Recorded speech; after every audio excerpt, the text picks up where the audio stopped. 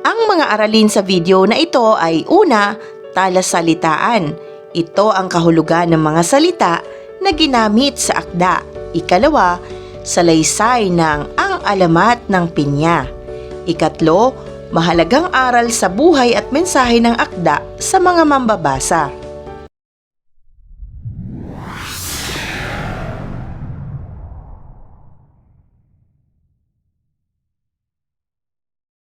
Dumako tayo sa unang bahagi. Ano nga ba ang kahulugan ng mga piling salita na ginamit sa akda? Unang bilang, palayok.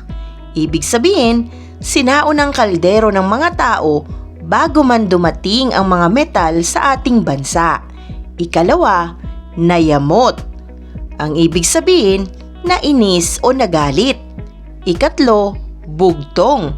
Ibig sabihin, nag-iisa o nag-iisang anak. Ikaapat, lumaki sa layaw.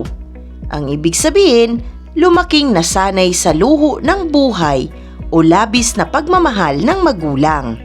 Narito na ang salaysay ng ang alamat ng pinya. Noong unang panahon, may nakatirang mag-ina sa isang malayong puok. Ang ina ay si Aling Rosa at ang anak ay si Pinang. Mahal na mahal ni Aling Rosa ang kanyang bugtong na anak, kaya lumaki si Pinang sa layaw. Gusto ng inang si Aling Rosa na matuto si Pinang ng mga gawaing bahay.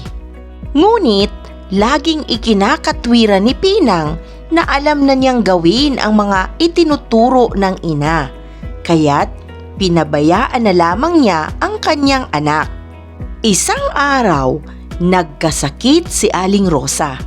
Hindi siya makabangon at makagawa ng gawaing bahay. Inutusan niya si Pinang na magluto ng lugaw. Isinalang ni Pinang ang lugaw. Ngunit napabayaan dahil sa kakalaro. Ang lugaw ay dumikit sa palayok at nasunog. Nagpasensya na lang si Aling Rosa. Napagsilbihan naman siya kahit paano ng anak. Nagtagal ang sakit ni Aling Rosa kaya't napilitan si Pinang na gumawa sa bahay. Isang araw, sa kanyang pagluluto, hindi niya makita ang posporo. Tinanong ang kanyang ina kung nasaan ito. Isang beses naman ay ang sandok ang hinahanap. Ganoon ang nangyari. Walang bagay na di makita at agad tinatanong ang kanyang ina. Nayamot si Aling Rosa sa katatanong ng anak kaya't nawika nito. Naku Pinang, sana'y magkaroon ka ng maraming mata upang makita mo ang lahat ng bagay at hindi ka na tanong ng tanong sa akin. Dahil alam niyang galit na ang ina, ay di na umimik si Pinang. Umalis siya upang hanapin ang sandok na hinahanap. Kinagabihan, wala si Pinang sa bahay. Nabahala si Aling Rosa. Tinatawag niya ang anak, ngunit walang sumasagot. Napilitan siyang bumangon at naghanda ng pagkain. Pagkaraan ng ilang araw, ay magaling-galing na si Aling Rosa. Hinahanap niya si Pinang. Tinanong niya ang mga kapitbahay kung nakita nila ang kanyang anak. Ngunit naglahong parang bula si Pinang. Hindi na nakita ni Aling Rosa ang kanyang anak. Isang araw, may nakitang halaman si Aling Rosa sa kanyang bakuran. Hindi niya alam kung anong uri ang halamang iyon.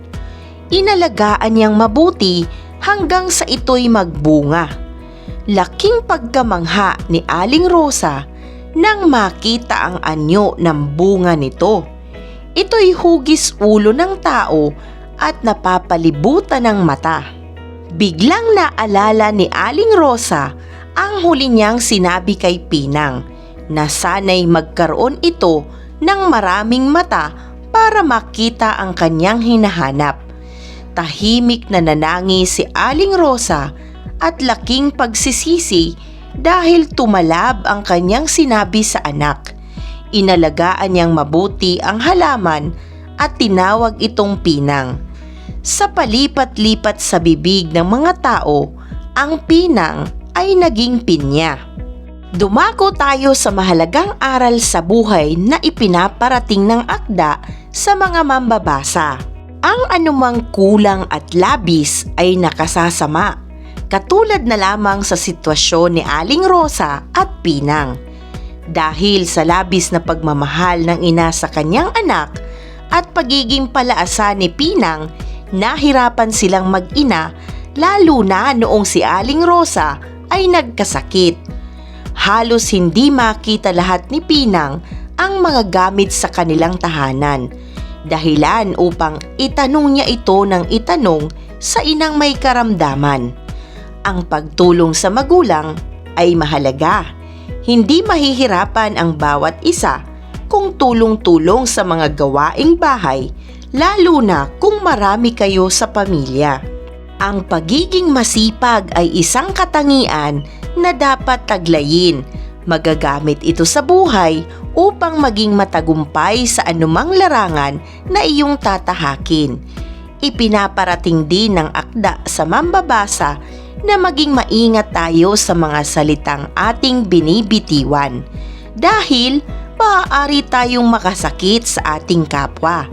Ika nga nila, ang salitang binitiwan ay hindi na kailanman maaaring mabawi pa. Isang mahalagang aralin muli ang iyong napanood. Maraming salamat sa panonood sa channel na Aralin sa Filipino. Huwag mag-atubiling mag-comment ng inyong tanong, suggestions o paglilinaw ukol sa aralin. Munting kahilingan sa iyong kaibigan, paki-like, share and subscribe para updated ka sa mga susunod pang bagong video ng Aralin mo sa Filipino.